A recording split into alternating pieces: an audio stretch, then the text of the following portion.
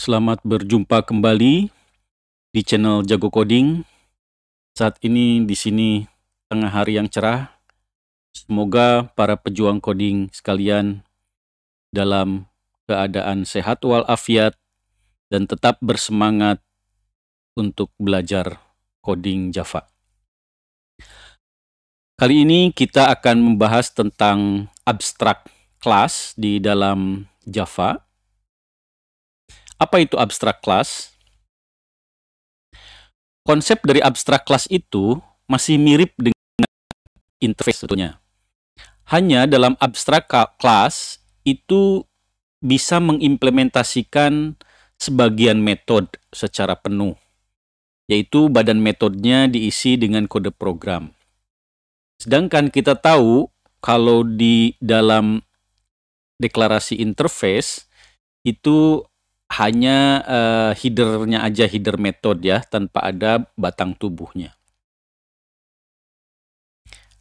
Walaupun abstrak class memiliki beberapa metode yang mungkin diimplementasikan penuh, tetapi abstrak class tidak bisa langsung dipergunakan seperti kelas biasa, yaitu tidak bisa diinstansiasikan ya dengan mengalokasikan memori pakai kata kunci new. Kita langsung bikin contoh ya.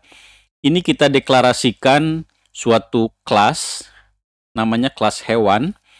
Dan seperti kalian lihat, di sini ada kata kunci abstrak. Ya, menandakan bahwa kelas yang kita deklarasikan adalah kelas abstrak. Ciri dari kelas abstrak adalah di sini kita campuran, ya. Ada metode-metode yang lengkap dan ada metode-metode yang hanya deklarasi header-nya saja. Dalam abstrak kelas hewan ini kita deklarasikan dua variabel, tipe suara ya, dari tipe suara, tipe datanya string, lalu nama tipe datanya string, dan ini konstruktor kelas hewan dengan variabel t suara ya, dari tipe string ini untuk menginisiasi tipe suara. Sedangkan nama hewannya ya, ini kita ambil saja dengan getClass.getName. Oh ya, di contoh ini kita nggak pakai package ya. Kalian udah bisa package ini untuk biar contohnya cepat ya. Kita tidak pakai package. Nah, lalu di sini ada dua buah metode abstrak ya, yaitu cara mencerna makanan dan makan berikutnya. Cara mendeklarasikannya ini harus ada kata kunci abstrak di depannya ya. Lalu deklarasikan header atau nama metodenya ya, header metodenya tanpa ada body-nya ya, tanpa ada batang tubuhnya ya, seperti ini, seperti di interface ya, hanya di depannya ini ada kata kunci abstrak. Nah, lalu kita deklarasikan juga di sini sebagai contoh ya, ada suatu metode penuh namanya proses pencernaan. Nah, proses pencernaan ini ditentukan di abstrak kelas hewan ini memanggil metode cara mencerna makanan dan makan berikutnya. Seperti kita tahu ya, dua metode ini sebetulnya metode abstrak, belum ada implementasinya. Jadi nanti jika ada subkelas ya yang turunan dari hewan ini wajib diimplementasikan harus seperti apa ya, tapi sudah ditentukan bahwa keduanya ini dipanggil dalam metode proses pencernaan. Nah, jadi ini bedanya dengan interface. Kalau interface semuanya hanya header metodenya saja ya, dan harus kita definisikan semua di kelas turunannya. Kalau di kelas abstrak sudah ada metode yang penuh seperti ini dan menentukan, misalnya dalam contoh ini ya, dua abstrak metode, yaitu cara mencerna makanan dan makan berikutnya, dipanggil di metode proses pencernaan. Nah, lalu di sini ada metode penuh juga, suara ya. Lalu di dalamnya ada sistem out, print line, suara, lalu nama hewannya, lalu tipe suaranya seperti apa ya. Nah, lalu ada metode makan ya. Di dalamnya sistem out, print line, nama ya, nama hewannya sedang makan, lalu memanggil si proses pencernaan.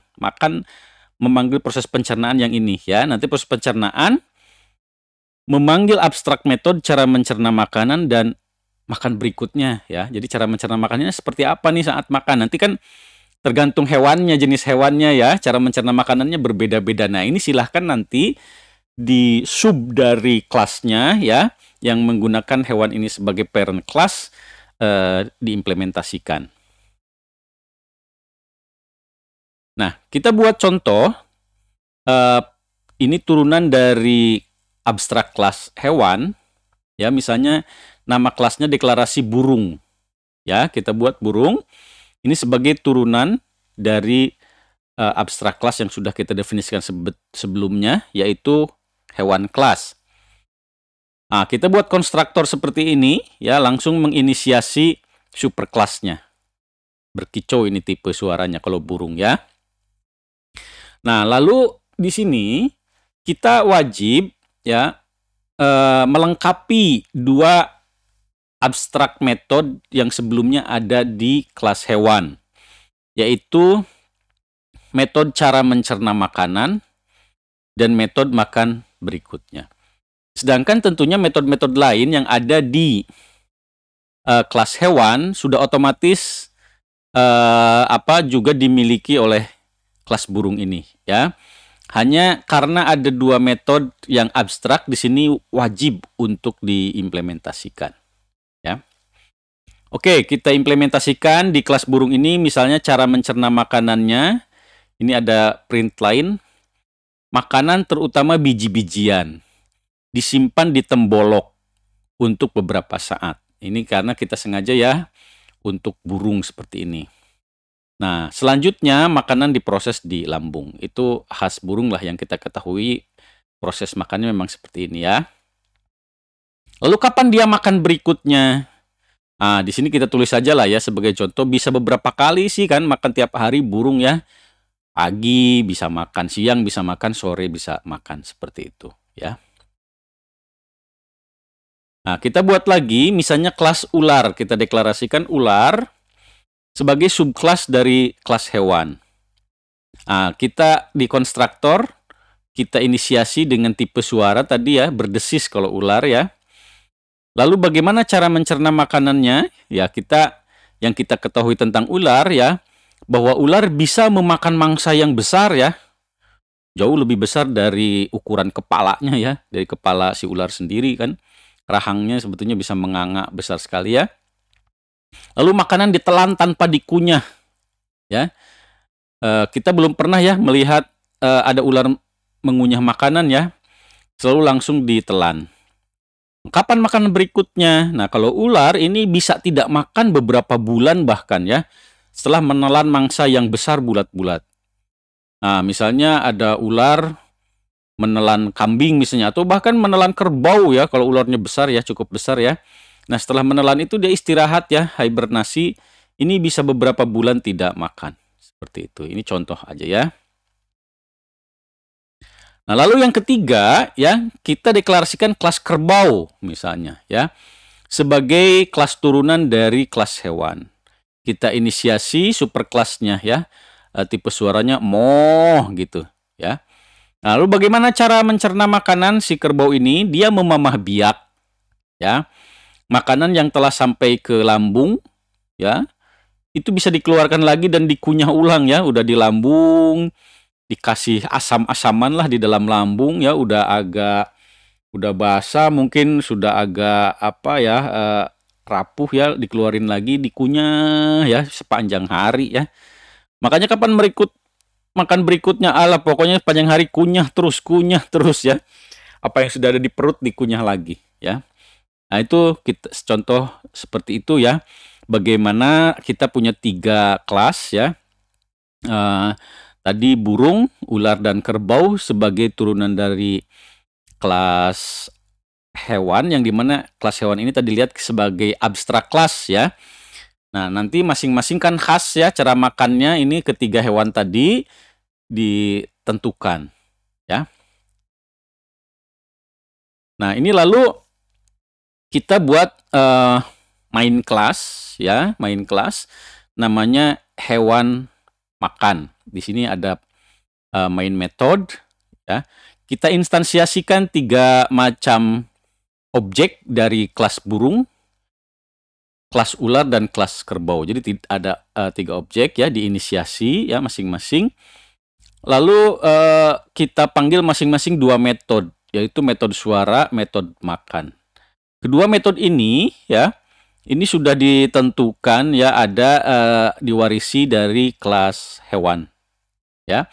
Jadi burung titik suara, burung titik makan, ular titik suara, ular titik makan, kerbau titik suara, kerbau titik makan.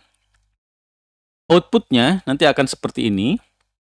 Pertama kan tadi burung, suaranya berkicau. Nah, bagaimana burung makan? Ya, burung sedang makan. Makanan terutama biji-bijian disimpan di tembolok untuk beberapa saat. Selanjutnya makanan diproses di lambung. Bisa beberapa kali makan tiap hari. Ini outputnya ya. Kita tahu ini sebetulnya dari abstrak class yang diimplementasikan ya. Lalu bagaimana suara ular? Berdesis. Nah, ular sedang makan, bisa memakan mangsa yang besar, makanan ditelan tanpa dikunyah. Bisa tidak makan beberapa bulan setelah menelan mangsa besar bulat-bulat. Nah, giliran kerbau, suaranya mo. Kerbau sedang makan, memamah biak, makanan yang telah sampai ke lambung bisa dikeluarkan lagi dan dikunyah ulang, kunyah terus, kunyah terus. Nah, itulah contoh ya dari bagaimana di dalam Java ya kita bisa mendeklarasikan abstrak class. Ini untuk kepentingan kalau kalian nanti mengembangkan suatu platform aplikasi yang besar ya.